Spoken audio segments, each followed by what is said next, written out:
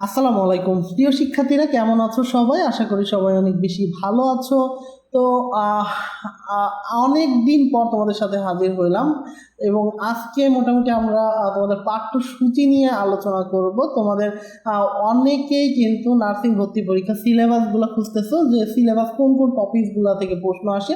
তো আমরা সেটা নিয়েই এই ভিডিওটা সাজাইছি। তো আশা করি পুরো ভিডিওটা তোমাদের ভালো লাগবে। আর আমরা আসলে বেশ কয়েকদিন তোমাদের ভিডিও দিতে পারি নাই, আমাদের এইচএসসি পরীক্ষার্থীদের নিয়ে আমরা একটু ব্যস্ত ছিলাম, ওদের ক্লাসগুলো নিয়ে, প্লাস পরীক্ষা যেহেতু চলতেছিল, পরীক্ষার আগের দিন খুব প্রেশার যায়।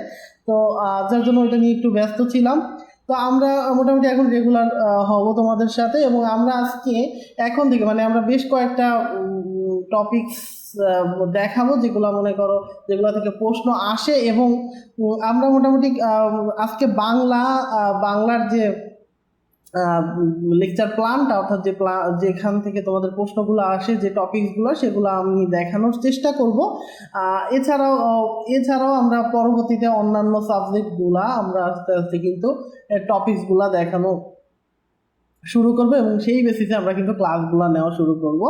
আচ্ছা, তো আমি আবারও বলতেছি, যারা আমাদের চ্যানেলে নতুন আসছো, এখনো সাবস্ক্রাইব করো নাই, এখন থেকে যেহেতু আমরা রেগুলার হবো, অবশ্যই চ্যানেলটা সাবস্ক্রাইব করে রাখবা, তোমাদের জন্যই ভালো হবে। যারা সেকেন্ড টাইম পরীক্ষা দিবে এবং নার্সিং 2026 ভর্তি পরীক্ষা যারা দিবে বা তারপরেও যারা দিবে, এই টপিকসগুলো থেকেই সংযোজন বিয়োজন হয়।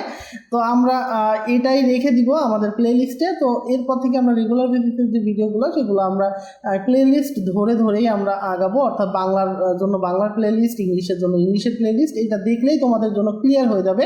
এবং ক্লাসগুলো বারবার দেখলে আমার মনে হয় তোমাদের আলাদা করে কোনো কোচিং করার দরকার হবে না।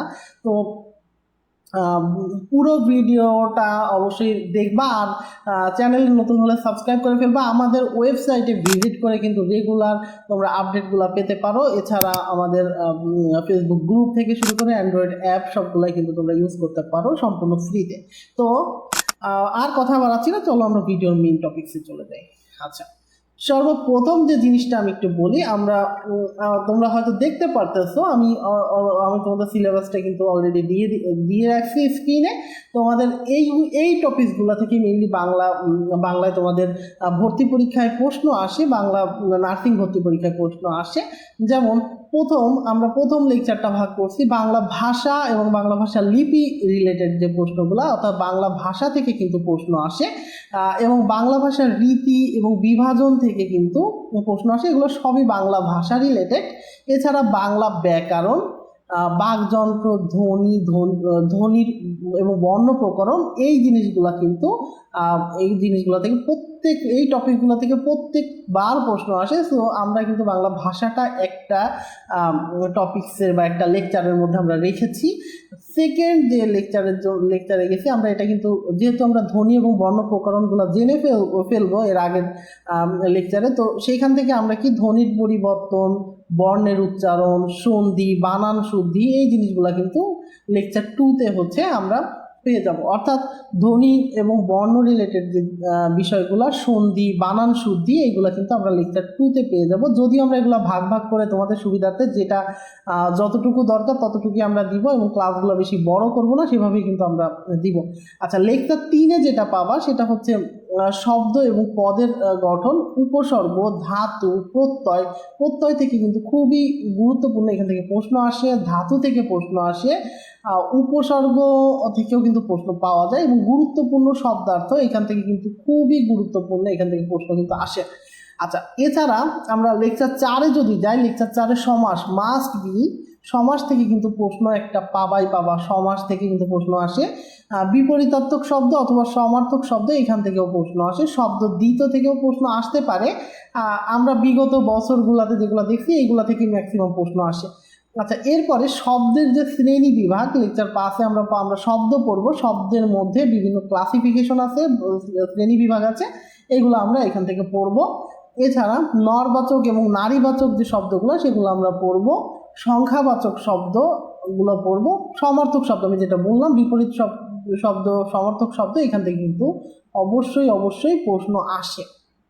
আচ্ছা, তোমরা কি হয়তো জানো কিনা, নার্সিং ভর্তি পরীক্ষা কিন্তু বাংলা থেকে 20 মার্ক আসে। তো যারা সামনে পরীক্ষা দিবা, নতুন ভর্তি পরীক্ষা দিবা 2026-এ, তারা এটা জেনে রাখো, বাংলা থেকে কিন্তু তোমার 20 মার্কস পাবা। সো এই টপিকগুলো থেকে মেইনলি তোমার প্রশ্ন পাবা। অনেক হয়তো চিন্তা করে কি এইচএসসিতে আমরা যে টপিকগুলো পড়ে আসছি, বিশেষ করে আমরা যে গদ্য পদ্যগুলো পড়ে আসছি সেগুলো থেকে আসতে পারে, কিন্তু সেগুলো থেকে আসে কিন্তু কম, খুবই কম আসে। বাট এই সব টপিক থেকে কিন্তু বেশি আসে প্রশ্ন। তো আশা করি এই জিনিসটা তোমরা ক্লিয়ার হইতে পারছো। আচ্ছা, পরের যে টপিক্সটা আমরা দেখবো সেটা হচ্ছে লেকচার 6-এ যেটা পাবো সেটা হচ্ছে পদ নির্দেশক বাগধারা, অর্থাৎ বাগধারা থেকে কিন্তু খুবই ইম্পর্টেন্ট। এখান থেকে কিন্তু প্রশ্ন একটা আসে, শিওর থাকতে পারো এখান থেকে এবারও প্রশ্ন আসছে, ঠিক আছে। তো বাগধারা, নির্দেশক পদ, এগুলা হচ্ছে আমরা 6 নম্বর টপিক্সে যে পড়বো।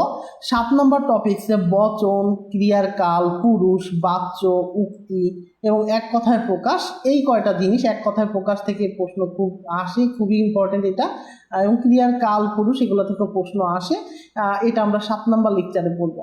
8 নম্বর লেকচারে পড়বো হচ্ছে জ্যোতিচিহ্ন, বাক্যের বিভিন্ন অংশ, অর্থাৎ বাক্য রিলেটেড কোনটি কোন বাক্য, এগুলো থেকে কিন্তু প্রশ্ন আসে। বাক্যের বর্গ, উদ্দেশ্য বিদেহ, তারপরে সরল, জটিল এবং যৌগিক বাক্য, বাগর্থের শ্রেণী, শব্দজোড়, এগুলো থেকে কিন্তু প্রশ্ন আসে। তো আমরা এটাও কিন্তু পড়ে ফেলবো। আচ্ছা, এরপরে যে জিনিসটা সেটা হচ্ছে বিভক্তি এবং কারক। বিভক্তি থেকে এবং কারক থেকেও কিন্তু প্রশ্ন আসে। সো বিভক্তি এবং কারক থেকেও আমরা এটা পড়ে ফেলবো। আচ্ছা, এরপরে দেখো পারিভাষিক শব্দ, বিভক্তি, কারক। তো পারিভাষিক শব্দ, বিভক্তি, কারক, এগুলো থেকে কিন্তু আমরা প্রশ্ন পড়তে পারি। আচ্ছা, এরপরে যেটা আমরা দেখবো সেটা হচ্ছে বাংলা সাহিত্য পাঠ এবং বাংলা সাহিত্যের বিভিন্ন যুগ। তোমরা হয়তো দেখছো যে বাংলা সাহিত্য বঙ্গানুবাদ থেকে প্রশ্ন আসে। পারিভাষিক শব্দ, টিচাররা কিন্তু পারিভাষিক শব্দ থেকে মেইনলি অনেক প্রশ্ন দেয়। হয়তো তোমরা চিন্তা করতে পারো যে ইংরেজির প্রশ্ন না বাংলার প্রশ্ন। সো যেহেতু ইংরেজি থেকে 20টা, বাংলা থেকে 20টা আসে, সো পারিভাষিক শব্দ থেকে কিন্তু প্রশ্ন আসে, এটা থেকে দেয়, ঠিক আছে, এটা থেকে দেয়। আচ্ছা, এরপরে আসো যে বাংলা ভাষার পাঠ, বাংলা ভাষার সাহিত্য, বিভিন্ন যুগ, এগুলো আমরা কিভাবে কি করতে পারি। বাংলা ভাষার বিভিন্ন যুগ, তারপরে তোমার এই যে চর্যাপদ, ঠিক আছে, প্রাচীন যুগ, মধ্যযুগ, এইগুলা থেকে কিন্তু প্রশ্ন আসে এবং এগুলা থেকে কিন্তু খুব গুরুত্বপূর্ণ প্রশ্ন, মানে গুরুত্বপূর্ণ এই টপিকগুলো এখান থেকে প্রশ্ন আসে। আর একটা বিষয় যে বাংলা ভাষা যে আধুনিক যুগের সাহিত্য বা সাহিত্যিক, যেমন রবীন্দ্রনাথ বলো, আচ্ছা রবীন্দ্রনাথ বা নজরুল বা এই ধরনের যে মনে করো লেখকগুলো আছে, যে কবি পরিচিতি বা লেখক পরিচিতি, ঠিক আছে, এইগুলা থেকে কিন্তু প্রশ্ন আসে। লেখক পরিচিতি, লেখাগুলো একটু এলোমেলো হইতেছে। আচ্ছা, এগুলো থেকে কিন্তু প্রশ্ন আসে। তো এইটা ক্লিয়ার হবা এই কয়টা জিনিস থেকে, আশা করা যায় বিষয়গুলো আমি বুঝাতে পারছি। তো এই টপিকগুলো পড়লে ইনশাল্লাহ তোমাদের হয়তো 20 মার্কের প্রশ্ন তোমরা হয়তো এখান থেকে পেয়ে যেতে পারো। এখান থেকে হয়তো 20 মার্কের প্রশ্ন তোমরা পেয়ে যেতে পারো। তো এই টপিকগুলাই হচ্ছে তোমাদের মেইনলি সিলেবাসে আছে। এর থেকে কিছু সংযোজন বিয়োজন হতে পারে, তোমাদের যদি জানা থাকে সেইগুলো কমেন্টে জানাই দিতে পারো, যাতে অন্যান্য সবার উপকার হয়। তো আশা করি 2026 নার্সিং ভর্তি পরীক্ষা, তারপরে যারা আছে এই সিলেবাসগুলো দেখলে মোটামুটি তাদের জন্য কমপ্লিট হয়ে যাবে। তো আমার জন্য দোয়া করো, পরের কোনো ভিডিওতে দেখা হবে। ততক্ষণ সবাই ভালো থেকো, সুস্থ থেকো, আল্লাহ হাফেজ।